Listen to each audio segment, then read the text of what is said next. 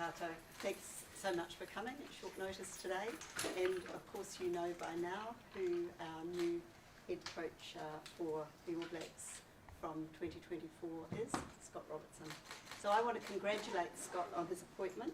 It's come following presentation to the board at our board meeting this morning, and I confirm that the board was unanimous in supporting Scott as our incoming head coach from 2024.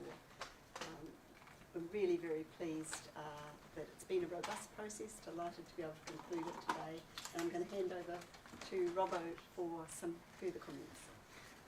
Thank you, Dame Patsy. Kia ora tātou. Welcome also to home of rugby here in Wellington.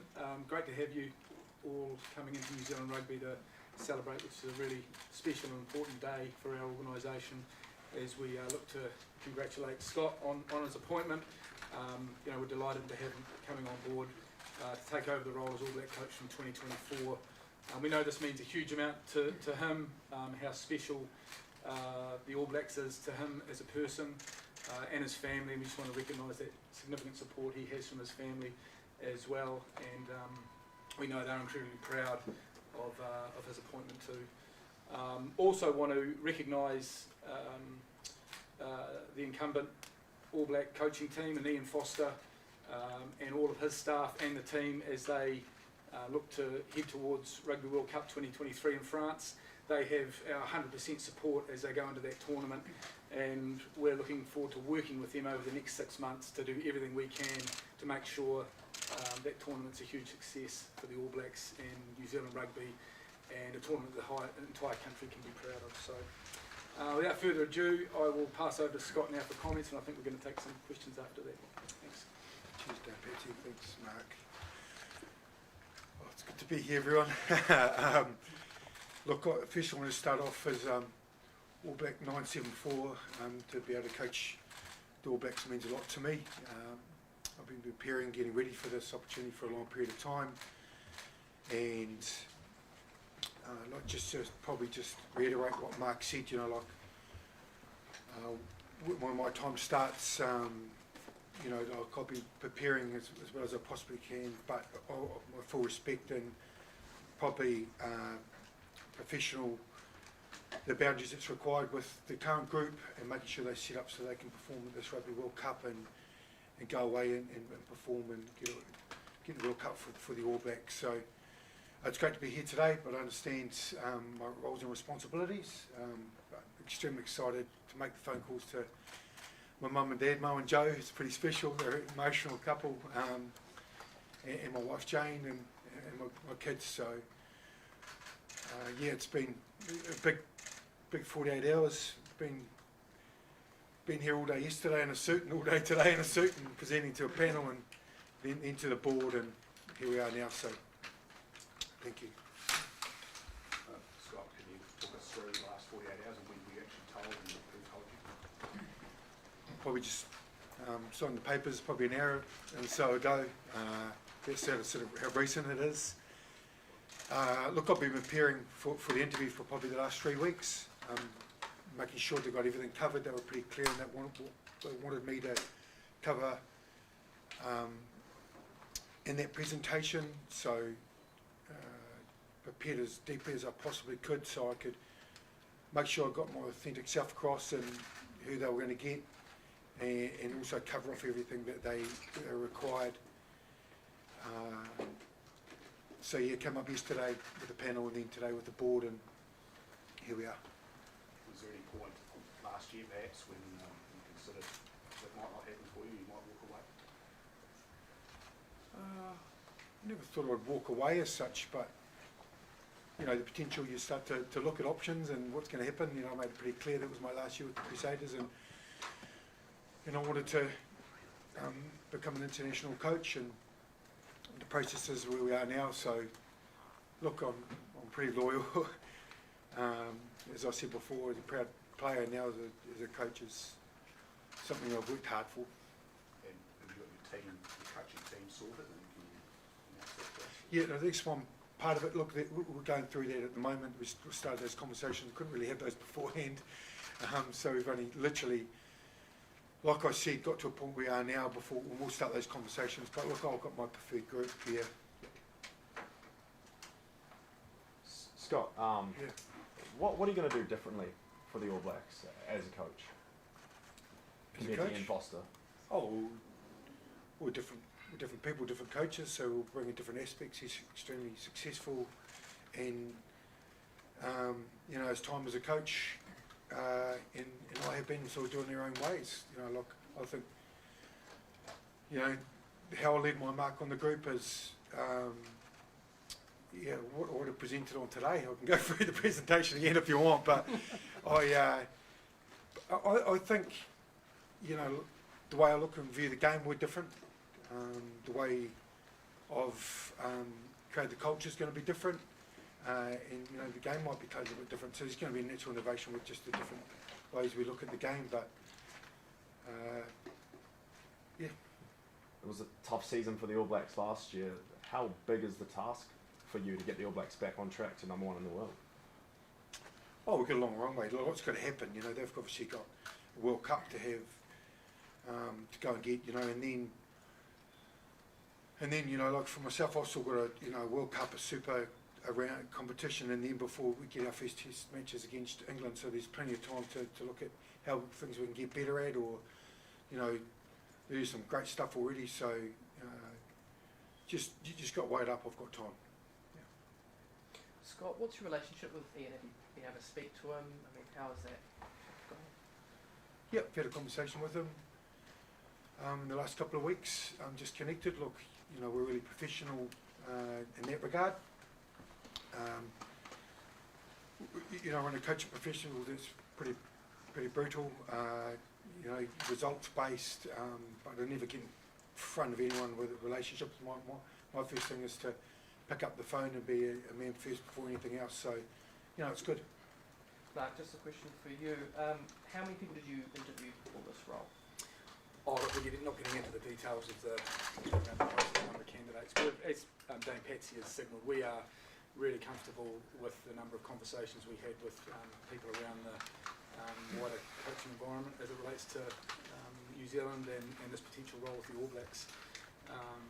And we did a lot of due diligence behind the scenes, so we are we're very happy with where we've landed, both in terms of the outcome and obviously the process we went through. It's my understanding Ian's in Europe at the moment. Yes. Have you had a chance to communicate him? Well, I was travelling for a period, and then he's gone travelling for a period, obviously with what he's doing. So we spoke before I headed away. We've stayed in regular text contact there, and yeah, so we're in touch. Was it an easy decision, Mark, in the end? Oh, look, like I say, there are a number of quality coaches that New Zealand has produced in recent times, obviously. But for the things we are looking for a candidate to take the game forward, you know, Razor is a really compelling choice, and we're delighted he's bringing, you know, we believe a fresh set of eyes, huge energy, capacity for innovation, deep understanding of our system.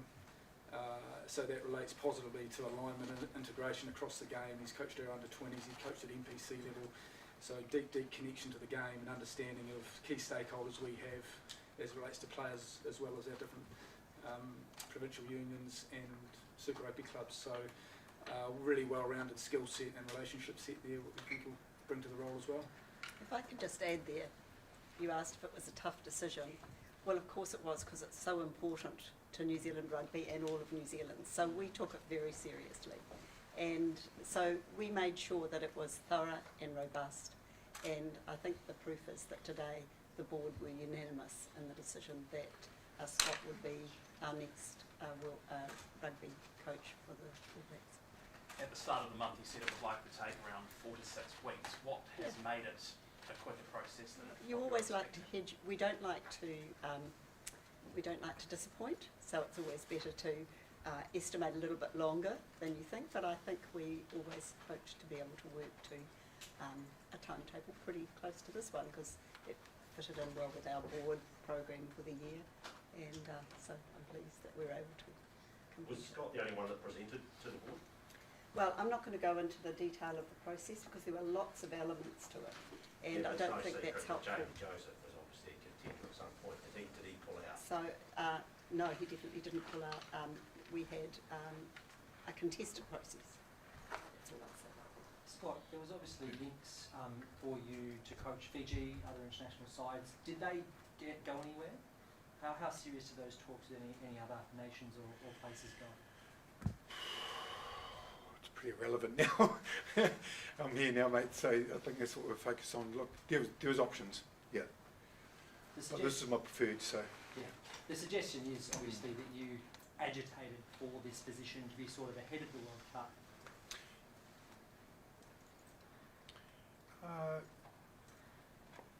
Yeah, look, you're talking about at the moment, probably about a month ago. In the build-up to this decision. Oh yeah. Look, it probably wasn't I could have been better around at the moment, and in the media a little while ago there was no posturing or anything involved with that. What I was trying to say is something else was a bit different, so there was no maliciousness or anything like that in it. And I owned it pretty quickly, and who I needed to, and so we moved on. Yeah. Can you understand why the incumbent might have been dissatisfied with picking his replacement ahead of time, which he thinks, undermines the All Blacks' chances this World Cup? That's one for Rob. Yeah, look, that's the questions around process are ours here, and we're very clear that we believe this is the right process for an international coaching environment that is changing rapidly. So ultimately, we have owned that process. We believe it's the right thing to do. We stand by that very strongly at this time, and we understand that a lot of decisions we make are going to entail some scrutiny. And this is different. This is a change, isn't it? And as we've seen in recent times, change is harder than rugby.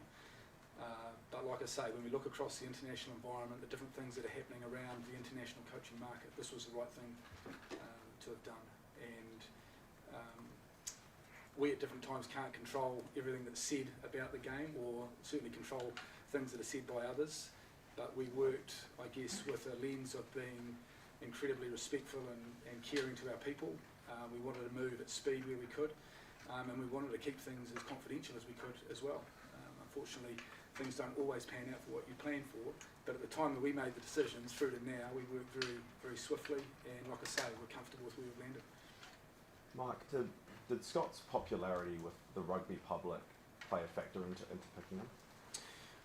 Look, we looked at a range of different attributes that we were looking for in a head coach from 2024 onwards. Some of the things I've already spoken to in terms of the attributes we saw as being really important for an incoming coach. But ultimately, he's got an incredible winning record. He's got an incredible track record of success. And that is where the main focus of the panel and board sat in terms of what we're looking for from 2024 onwards. So a combination of those things that I talked about earlier, and then track record of success in very recent times across a range of different teams, under 20s, NPC, different environments I've talked about. And you say you have 100% support in Foster and the current group leading up to the World Cup, at the World Cup. But how can you have 100% support when you're replacing him? Well, we're not. He is, as we said through last year, he has 100% support through the World Cup. We've been very clear and consistent on that. We're doing everything we possibly can to make sure this team has all the support it can to be successful, and we'll continue to do that. We're like everyone in New Zealand, that we want only the best for this team over the next 6 or 7 months. So we'll carry on doing that. This is a day to recognise Scott's appointment, and then tomorrow we're back into doing everything we can around all of our national programs, but especially the All Blacks in the Rugby World Cup year. Were you able to speak to Ian Foster to give him this news before it went public today? Well, like I say, he's, I think it's been pointed out a few times, he's in a different time zone at the moment. We've certainly been in contact, we've been in contact recently to reach out and have that chat if we can. Does he know? Depends if he's awake. I don't know what time it is in Paris, but He's going to wake up and find this out. he has been communicated with his announcement coming today, like a lot of the key people and partners there. Yeah. Scott, you will have seen the pressure and scrutiny that all our coaches under over the years. Would you feel you're ready for that? Yeah, look, I've been head coaching for 10 years now. fortunate, like I mentioned before, to play for the All Blacks, understand from a national and international level what's required. Look, I think it's part of the reason getting the job already. You know, I've got awesome support at home. Not going to get the right people around me with the coaching staff and the management group. And I just get excited by this sort of stuff, you know, that's what gets me going. Like, it's really important that I want to take the next step up and be ambitious, which I am. And it's a great time. There's a bit of thought that I know how accurate was that international experience was a big key to this job. Yeah. Did you have to convince panels that it wasn't? It was one of the questions. How do I put this? It's around, my answer was around, you know, continued success compared to international experience. So, yeah, the balance of the two. So, bringing the success with me and with formula and how I've done it, and also the selection, the relationships I built, so the whole package around it, and giving examples of people who have done it without international experience that have come in and been successful straight away because of their continued success. So, yeah, that's how I shaped it. Scott, how much of a struggle has it been balancing your commitments with the Crusaders through this process with everything else that's been going on? And are you confident that the rest of the season will be smooth sailing and get your full attention as well? Look, I'd sort of back my experience in the coaching group. I keep them fully informed. You know, Crusader Land and coaching staff down there have been great. You know, a lot of stuff's at home. Getting in front of Jane and going through the odd slide here and there, you know, I know it off by heart pretty well. And, you know, the behavioural questions, you start to make sure you just have a few really good clear ones in your head, so you know that you can revert to a story. And look, I just wanted to make sure they got me in the interview, but also from a high performance point of view, and the ability that, you know, what I will deliver. So, look, I was well prepared, and you know, just really thankful for that they felt that I was ready. Dave, are you able to tell us who was on the selection panel? It's really, that's part of a process that's been robust. So there's been more than the interview panel. There's been due diligence done to a large extent. Robbo, you might like to comment more. Certainly Robbo was on it. But yeah, I mean, we're happy to share. As Patsy said, I mean, it was a very robust process of which the panel discussion was an important part of, but certainly not the sole part of the process. But we had Dame Farah Palmer and Bailey Mackey from New Zealand Rugby Board. We had Conrad Smith. We had Eddie Kalassi from High Performance Sport New Zealand with strong high performance coaching background. We had Mike Anthony here of High Performance and myself. Scott, it's a little way off now, but next year will be a typical post-World Cup exodus.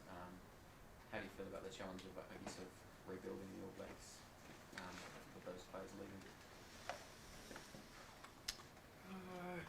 Yeah, I'll probably rephrase the rebuild. Like, you got what you got, so you've got to make sure you perform right from the start. Look, I know the lay of the land intimately. You know, I understand, you know, who's on contract, who's off contract, and you know, with full respect with the group that they've got now, and you know, we'll talk a lot about this to make sure we set up to make sure this group's right, but also have an understanding what's required for the next few years for the contracts, so the players keep some continuity. But yeah, that excites me. You know, all the young ones understand what's required to be an All Black and get them ready. I guess, what's your overriding emotion to it? Is this something that you've been wanting for a long time? It's been a roller coaster to get here. Is it relief? Is it excitement? What's the prevailing emotion? Oh, probably when I signed it, that's probably to give a pen in my hand. That's all. And you know, that marked a big moment for me. It was, the pen was in the hand, and you know, look, I like to think, you know, I think the last sort of 3 to 4 years has been a big part of me and my growth and how I've reacted. You know, I asked your players to do it, so I had to as well, and I've stayed in the fight.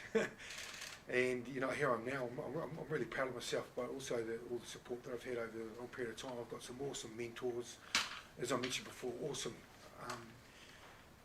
home, you know, family life, and you know, I'm really privileged and honoured for this. Yeah. Scott, you played for the All Blacks. Is this a bigger moment for you? In some ways, I still get a little bit. Ask me that before the first Test match, eh? This is one step at a time. I'm, you know, like, you know, I'm getting the whistle out just yet. So look, this is the first part of it. We'll get the emotional side of it a little bit later on. But yeah, there was a few deep breaths, yeah, for sure. Yeah. No one seemed to see you in Wellington the last couple of days. Were you hiding or undercover? How did you? Mate, they put me in this room out the back there for like 3 hours, man. I had journals and board shorts on for like ages, and so yeah, it's been, yeah, it's just what it is. It was a part of it, and look, I'm just glad to be sitting here and, you know, beside these two, and, you know, just, mate, stoked. You know, like, I'm really stoked that that I'm being given this opportunity. Did you feel the love from the New Zealand rugby public? Did you sort of feel them willing you on to this job a little bit? At times it felt like an election. There's no voting boxes or anything, but you know, you're sort of, I don't know, it's passionate, aren't we? People have got their opinion, and the ones that, you know, were positive or, you know, come up, and look, that's great, and I know that you're not 100% of the crowd are going to be on your side, but like, we're passionate, you know, we're in behind it. It's great that people can have their thoughts and their feelings, and they pick the team and they select it, and they want the best for the country, just like I did. So you ride that, you know, it's part of who we are and our DNA, and look, I love it.